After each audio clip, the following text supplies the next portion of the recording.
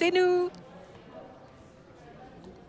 Bonjour à tous, bienvenue sur La Route, fais voir ta région qui s'exporte aujourd'hui en direct de l'établissement secondaire primaire de Nyon-Maran. Aujourd'hui, on est au cœur de la journée des métiers du football et des sports au féminin. Une journée de passion qui met à l'honneur les dames et le sport au féminin. Notre première invitée en compagnie avec nous, Odile Rochat. Bonjour. Bonjour Vous êtes Andrea. la chef de service des sports et des manifestations pour la ville de Nyon. Quelque part, c'est un peu à vous qu'on doit, et carrément à vous qu'on doit cette journée. C'était quoi le but de cette journée, Odile ? C'était d'inviter à découvrir l'ensemble des métiers du sport et surtout à casser les stéréotypes qui sont que les femmes n'ont pas autant de place que les hommes dans le sport. Or, c'est bien faux. Ouais, et ces stéréotypes, vous les avez cassés depuis de nombreux mois déjà, puisqu'il y a eu l'Euro féminin cette année qui a été organisé en Suisse, mais toute une série d'événements ont été organisés en ville de Nyon depuis le mois de mars déjà. Donc, quelque part, cette journée, elle clôture un peu tout ça, Odile. Elle clôture tout ça, effectivement, mais c'est aussi vraiment un plaisir de voir les étudiants, aussi les écoliers, découvrir les stands, les métiers du sport, les métiers du foot, au féminin certes, mais pas que, parce que les métiers du sport sont vraiment énormes. Oui, ces métiers, justement, on vous propose de les découvrir en images du terrain aux coulisses, en passant justement par cette salle de gym aujourd'hui. Cham s'est allé à la rencontre des différents stands. On regarde. C'est la journée des métiers du football et du sport au féminin. C'est parti, on va faire un tour des stands pour voir les différents métiers qui sont représentés ici. Bonjour, c'est quoi votre métier ? Mon métier c'est policière, comme mon uniforme le montre, et dans le métier du sport, en fait, on organise tout ce qui est la sécurité autour des manifestations, sur la route en particulier. Et quelle est la place des femmes dans votre métier ?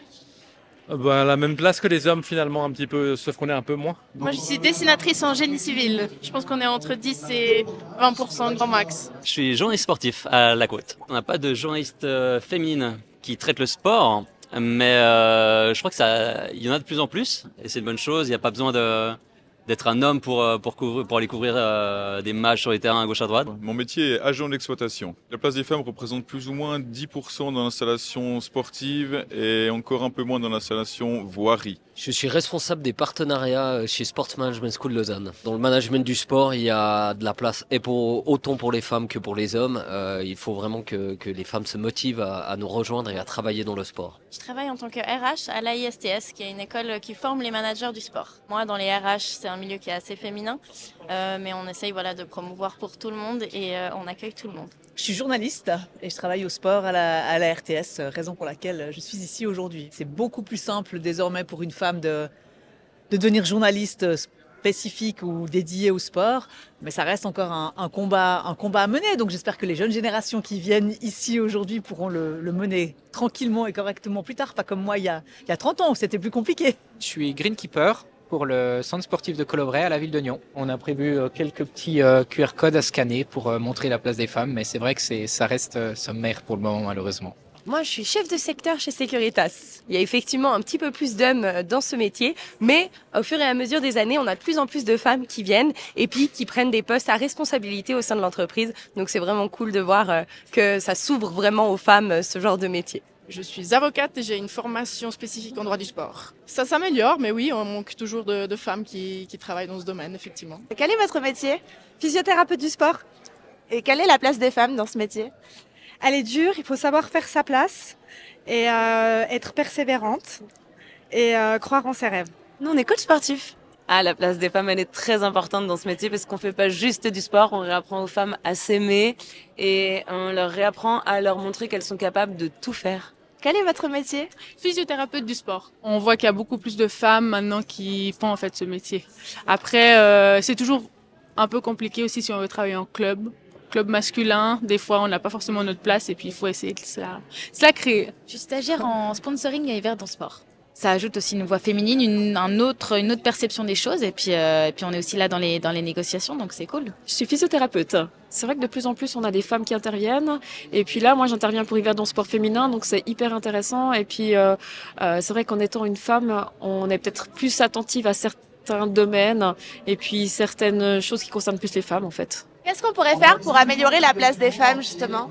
faire plus de pub.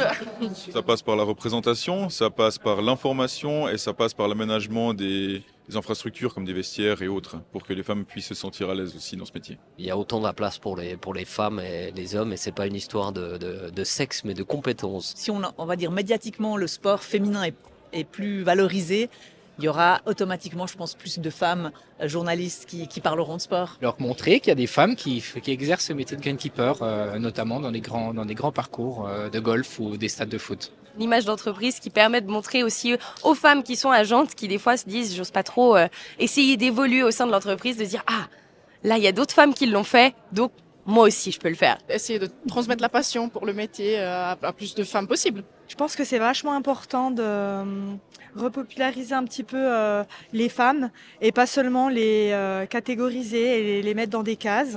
On est capable de faire beaucoup plus de choses qu'on ne le pense. Ouvrir les yeux sur le fait que les femmes, elles ne fonctionnent pas qu'avec leur corps, mais aussi avec leur tête. Qu'on nous prenne un peu plus au sérieux aussi. Et puis qu'on comprenne qu'on est là aussi à notre juste valeur et qu'on nous mette plus en avant. Je pense que ça part aussi beaucoup de l'éducation, dans les écoles, pas toujours être dans les stéréotypes. Je pense que la femme, elle a toute sa place à jouer là-dedans. Et puis, il n'y a pas de comparaison à faire entre hommes et femmes. C'est deux domaines différents. Merci. Une émission en direct depuis la journée des métiers du football et du sport au féminin. Les intervenants sont quasiment tous unanimes, Odile Rochat. C'est encore compliqué, en tout cas différent quand on est une femme et quand on est dans des métiers, que ce soit dans le sport ou autre. Comment est-ce que vous essayez de gommer finalement ces inégalités au travers d'actions comme celle-ci? Déjà, notre volonté, c'est de présenter les métiers. Et puis finalement, c'est de faire rêver aussi les jeunes filles de pouvoir travailler dans le sport. Et en fait, j'ai envie de dire, j'en suis une preuve, puisque j'ai débuté dans le milieu du sport et que j'ai travaillé pour arriver enfin à un poste de direction à l'âge de 57 ans. Rien n'est impossible, mais c'est comme dans le sport, comme quand vous vous entraînez, il s'agit d'être vraiment tenace et de travailler et de montrer ses compétences. Alors trop souvent, les femmes se mettent en retrait. Elles pensent pour quelles raisons elles ne seraient pas engagées. Or, c'est plutôt pour les raisons pour lesquelles elles devraient être engagées, sur lesquelles elles devraient travailler. Oui, aujourd'hui on le voit, ces différents métiers qui sont ici représentés, mais dans les actions très concrètes, on voit qu'il y a eu un engagement de la région et en tout cas un bénéfice, puisque si on prend par exemple le club du stade Maran, du stade nyonnais Nyon-Maran, une équipe féminine s'est créée depuis vos différentes manifestations. Donc finalement, il y a eu un engouement, quelque chose de très concret qui s'est créé ici dans nos clubs de la région. Alors effectivement, il y a eu un bel engouement. Et pas que au FC Italia. Effectivement, le FC Italia, par ailleurs, avait des équipes féminines déjà avant. Et en ça, nous les remercions. Mais en fait, c'est vrai que les 60 cours qu'on a mis en place pour donner envie de faire du foot ont aussi créé cet engouement et aussi ce plaisir de découvrir l'activité footballistique. J'en veux pour preuve des dames d'un certain âge, seniors, qui sont venues vers moi et qui m'ont dit « c'est extraordinaire, jamais nous avions fait du sport collectif et on a découvert le plaisir du foot marché. Du coup, vraiment, le foot, on peut le faire à tout âge. » Oui, aujourd'hui, l'objectif de la ville, c'est d'être de plus en plus inclusif. Alors, je sais, Odile Rochat, que ce n'est pas vous qui faites toute la politique sportive, mais vous êtes quand même chef de service du service des sports. Aujourd'hui, qu'est-ce qui manque chez nous, dans les infrastructures, en tout cas, pour que les femmes, elles puissent prendre encore plus leur place et qu'elles osent, selon vous? Déjà plus d'infrastructures, effectivement, de terrain, car aujourd'hui, les terrains sont utilisés majoritairement par le sport masculin. Et puis des vestiaires, enfin, et aussi finalement des coachs. Ouais. Vous avez senti que cet Euro féminin, il a eu un impact dans la région et qu'aujourd'hui, encore plus de filles veulent s'impliquer dans le sport de manière générale. Peut-être pas que le foot, d'autres sports aussi, mais est-ce que ça a eu un impact chez nous? Clairement, on a eu des demandes, on a eu des demandes aussi pour de familles ou de jeunes filles qui souhaitaient être dirigées pour aller faire du foot dans un club. Malheureusement, à Nyon, on n'a pas encore de vraie formation du football féminin comme on a à Yverdon, mais on espère bien qu'on va développer ces prochaines années vraiment dans le cadre des clubs de foot une vraie formation pour les filles. Ouais, ça, c'est des choses qui vont se mettre en place justement. C'est des années à venir, 10, 50 ans. Il faut toujours donner quelque part une ligne directive du sport au féminin aussi pour l'avenir. Il y a cette politique sportive qui devrait arriver. Je sais qu'elle est à bout touchant. C'est tout un travail que vous avez déjà mis en place. Quand est-ce qu'elle sera présentée? Alors, au printemps prochain. Printemps prochain, c'est imminent, Oui, donc oui. on se réjouit. Est-ce qu'il y aura justement un ancrage ou quelque chose qui ressemble à une poussée de l'avant du sport au féminin dans cette ligne-là? Je dirais du sport pour toutes et tous. Nous voulons vraiment une ville inclusive au sens large. Et ça veut dire que nous n'avons pas envie de marquer plus un genre qu'un autre, puisque le sport doit être ouvert à toutes et tous, quel que soit l'âge, le genre, la santé physique, etc. Donc, en ça, forcément, le sport au féminin va se développer. Ouais, être inclusif de manière générale, c'est ce que vous nous dites. Avant de vous laisser partir, Odile Rochat, est-ce que vous êtes une passionnée de foot? J'aime beaucoup le foot. Ouais. Et d'ailleurs, je jouais au foot avec les garçons quand j'avais 12-13 ans. C'est pas vrai. Dans quelle équipe? Comme ça, à l'école. Ouais, parce que évidemment, à l'époque, il n'y avait pas d'équipe féminine. Ouais, et bien justement, des équipes féminines dans la région, il y en a. C'est l'équipe féminine de Prangin. Plusieurs joueuses vont nous rejoindre sur le studio. Shams va lancer les troupes. Elles sont là. Salut les filles, bienvenue. On fait un petit changement de plateau. Jack, salut. Bienvenue sur le studio de Fais voir ta région.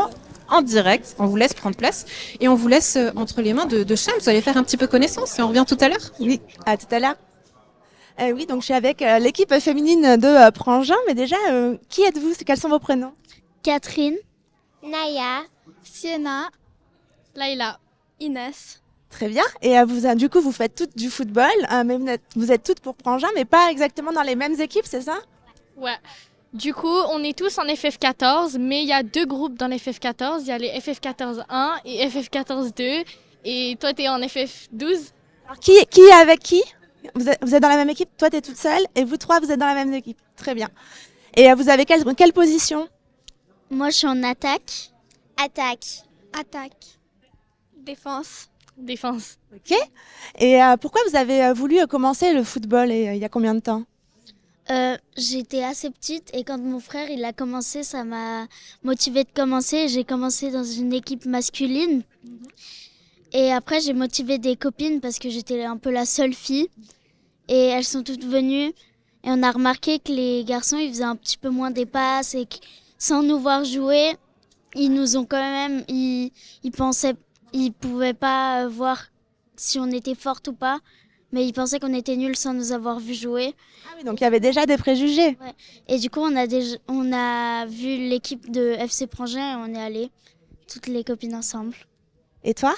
Moi, j'ai vu des joueuses jouer à la télé, j'ai aimé et j'ai vu du foot. J'aime bien depuis 2 ans, mais j'ai commencé cette année. Parce que moi, dans ma génération et celle d'avant, on sait qu'il y a des inégalités dans toute la société, même dans le foot. Mais vous, c'est déjà quelque chose que vous ressentez au niveau de votre génération? La différence homme-femme?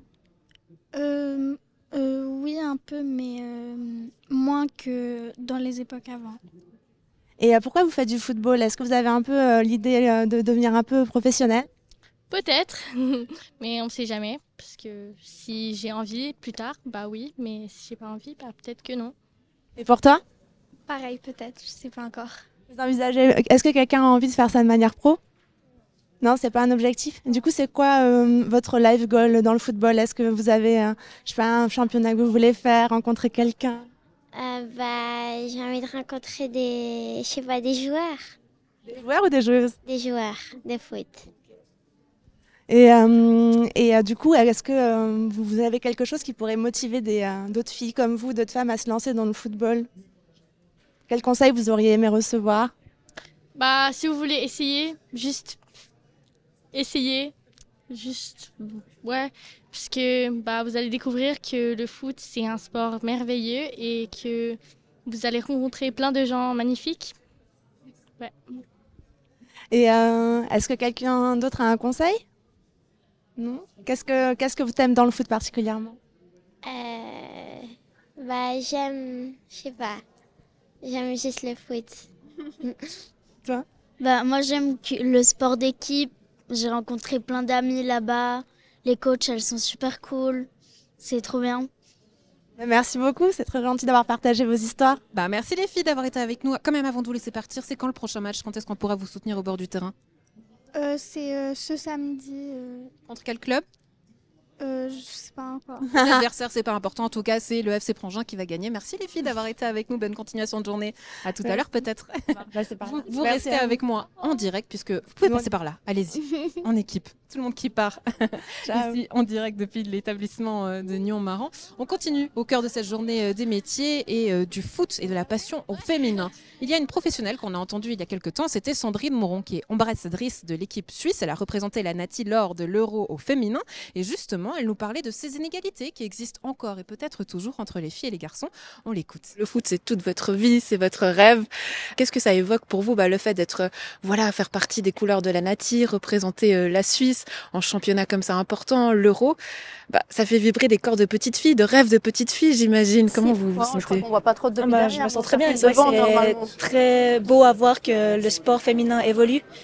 Pour moi, ça a toujours été une passion. Il est allumé normalement, c'est vous? Le plaisir de taper dans un ballon, de s'amuser et en fait de pouvoir évoluer avec ce temps-là et de se dire que le football peut être un métier. C'est ça qui me réjouit beaucoup et je pense que les générations futures vont aussi être très contentes de voir qu'après un Euro en Suisse, ça va exploser. Évoluer, ça c'est important, un mot important pour vous, changer les mentalités aussi.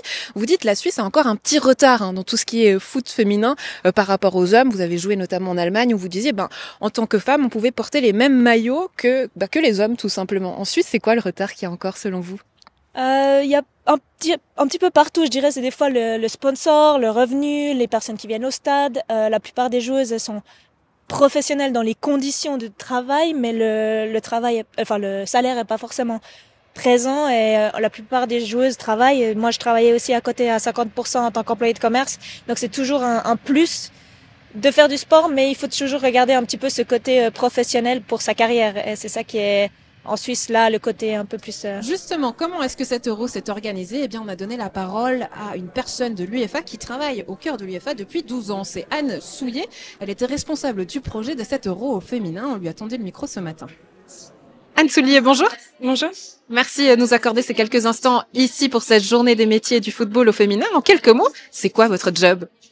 Alors, mon rôle, c'est d'organiser les compétitions de l'UEFA. Donc la dernière en date, c'était l'Euro féminin en Suisse. La prochaine, ce sera l'Euro féminin 2029. On attend de savoir qui seront le prochain pays hôte en décembre. Donc voilà, j'ai organisé plusieurs compétitions depuis que je travaille à l'UEFA. Euro masculin, Euro féminin, Champions League, etc. Donc nos missions changent un peu. En fait, on est en général alloué à un événement. On travaille sur cet événement jusqu'à la fin et ensuite on passe au suivant. Donc si je vous suis, ça s'est fait de mission en mission depuis 12 ans déjà que vous travaillez à l'UEFA. Comment vous avez vécu cette édition? Parce qu'elle a été ici en Suisse, c'était particulier. C'était quoi les défis pour vous? Alors le défi, c'est que on avait juste un petit peu plus de 2 ans pour organiser un tournoi de l'échelle d'un Euro féminin. C'est compliqué. Pour 2029, on aura un petit peu plus de temps. Donc là, en 2 ans, on a eu besoin de mobiliser beaucoup de parties prenantes, travailler avec les stades, les villes hôtes, le gouvernement, les équipes, les terrains d'entraînement. Donc en 2 ans, c'est pas facile à faire. Et aussi, l'Euro masculin est 1 an avant l'Euro féminin. Donc c'est comme on travaille avec beaucoup de projets qui sont aussi impliqués sur l'Euro masculin, c'est s'assurer qu'on garde l'Euro féminin sur l'agenda et que les ressources nécessaires continuent d'être passées sur l'organisation du tournoi. Donc le défi pour vous, c'était de pouvoir organiser tout ça en termes de durée. Mais est-ce qu'il y a des différences quand on organise un Euro féminin ou masculin, quand on parle de sexe en tant que tel? C'est quoi les défis? Alors, l'Euro masculin, c'est le plus gros événement qu'on organise à l'UEFA. Donc les ressources sont aussi proportionnelles. Pour l'Euro féminin, on a moins de ressources parce que ça génère pas encore les mêmes revenus. Les revenus continuent d'augmenter, mais on doit être réaliste avec notre budget. On est encore en phase de développement, c'est-à-dire que les revenus couvrent pas encore tous les frais opérationnels. Et la redistribution aux équipes. Donc, on a des contraintes budgétaires qui sont pas les mêmes pour l'Euro masculin, mais on a des objectifs qui est d'élever le niveau de service pour les équipes au même niveau. Donc, c'est trouver des manières plus créatives où est-ce qu'on augmente, qu'est-ce qui est important et comment on peut satisfaire en fait le niveau de service des équipes sans avoir le même budget. On n'a pas le même temps, on n'a pas les mêmes ressources humaines aussi. Le staff est plus petit, l'équipe est plus petite pour l'Euro féminin. Donc c'est aussi concilier ces différences parce qu'on vient souvent avec des projets ou des partenaires qui savent ce qu'on fait pour l'Euro masculin et c'est beaucoup de communication pour expliquer les contraintes qu'on a pour l'Euro féminin tout en gardant l'objectif en tête qu'on veut atteindre le même niveau de service. Garder le même niveau, ça c'est en termes d'objectifs, mais qu'est-ce que vous répondez aux gens qui ont encore cette idée et qui disent encore que le foot féminin c'est moins bien que le foot masculin? Vous leur répondez quoi? Qui viennent voir pour eux-mêmes. Je pense que tous les spectateurs qui ont été voir un match cet été en Suisse ont adoré l'expérience. Il y a eu du spectacle sur le terrain, il y a eu du drame, il y a eu notre logo, c'était le sommet des émotions. Ça a été repris par les diffuseurs, ça a été repris par les joueuses. Donc je pense que ça a vraiment été un spectacle. J'ai été spectatrice et j'ai adoré aussi. Donc je peux comprendre que si on connaît que le foot masculin, qu'on puisse avoir une image où peut-être c'est pas le même niveau, je leur dis de venir voir et c'est aussi une super ambiance que je trouve meilleure que dans les matchs de foot masculin.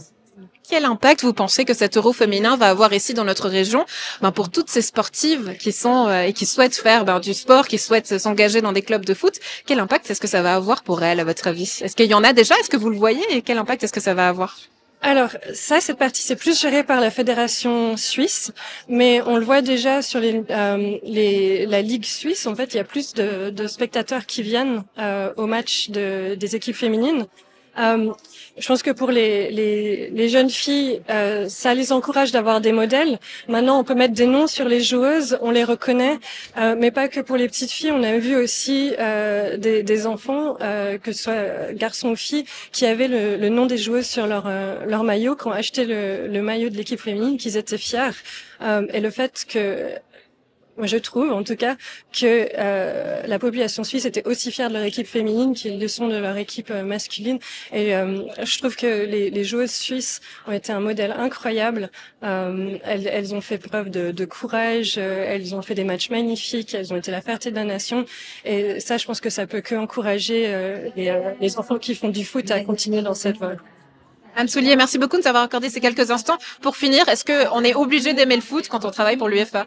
Alors moi j'aime le foot, mais je suis très mauvaise joueuse de foot. Je pense qu'il faut avoir un intérêt pour le sport et l'événementiel, avoir ce sens du spectacle. Mais le foot c'est pas mon sport préféré par exemple, mais j'adore travailler dans le milieu du foot. Très bien, on se rencontrera peut-être autour d'un autre sport. Merci de nous avoir accordé ces quelques instants. Avec plaisir.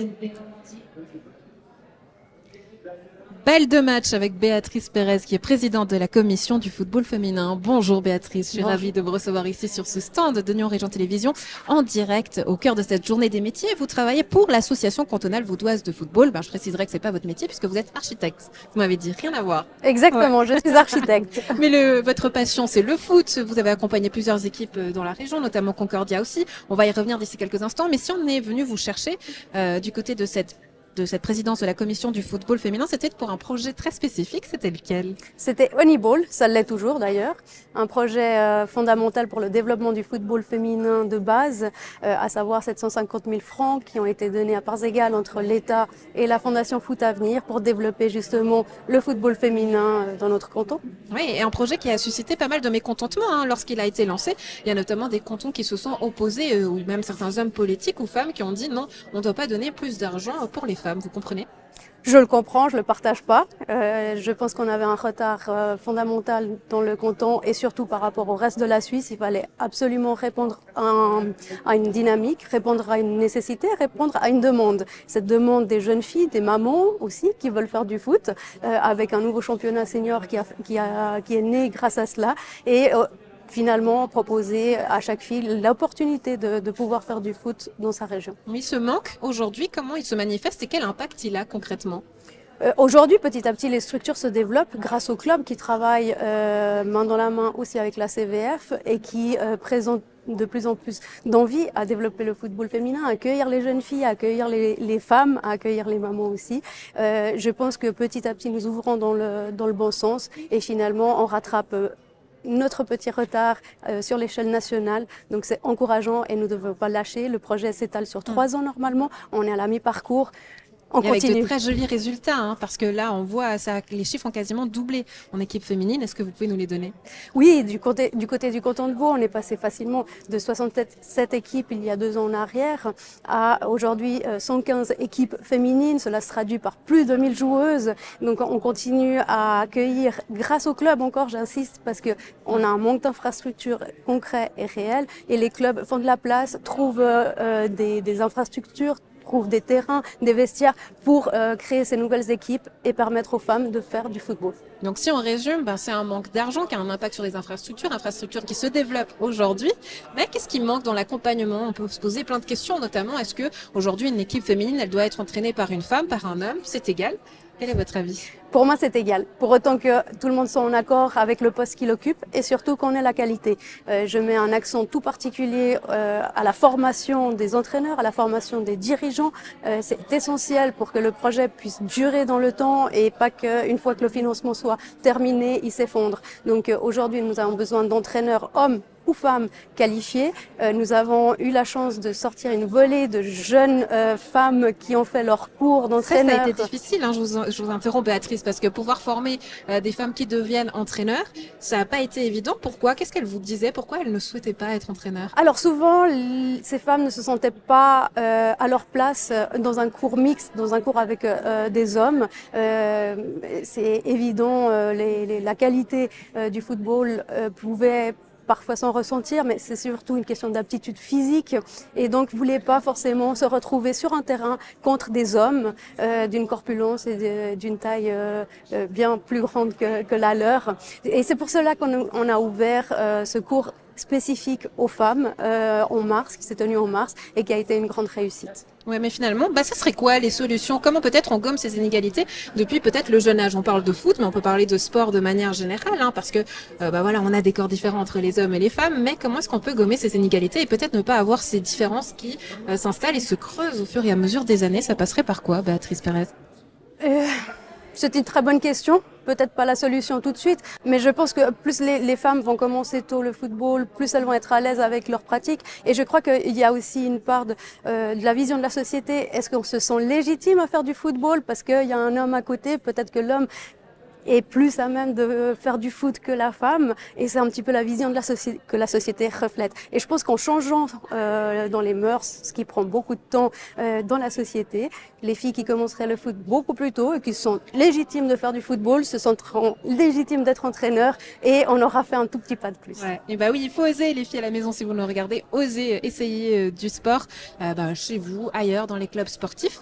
J'aimerais revenir sur l'Euro féminin, Béatrice Pérez, une manifestation et compétition que vous avez évidemment suivi. Je vous avais été beaucoup sollicitée dans les différents médias.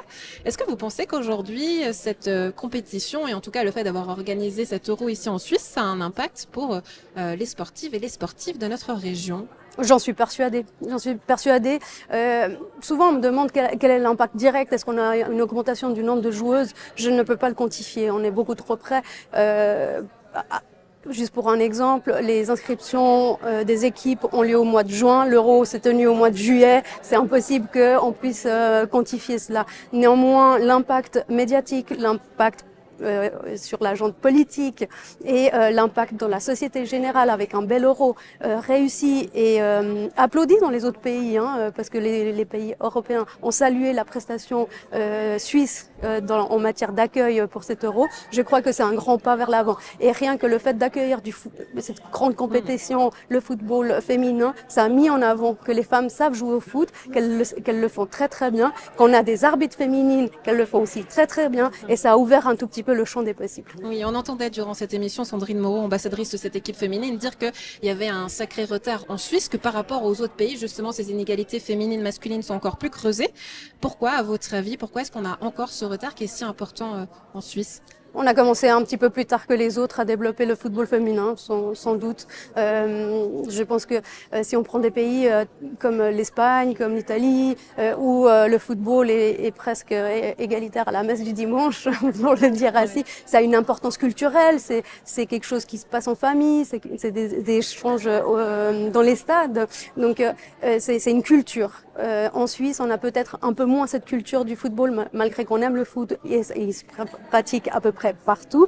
Je crois que culturellement, on n'a pas eu, ou on a loupé à un moment donné la coche de mettre le foot féminin, le foot masculin à la même enseigne, mais on se rattrape et c'est ce qui compte. Ouais, et vous avez pu changer les choses, vous, de manière très concrète, puisque vous avez poussé des filles du côté de l'équipe de Concordia, où vous avez développé cette équipe féminine. Vous leur disiez quoi aux filles?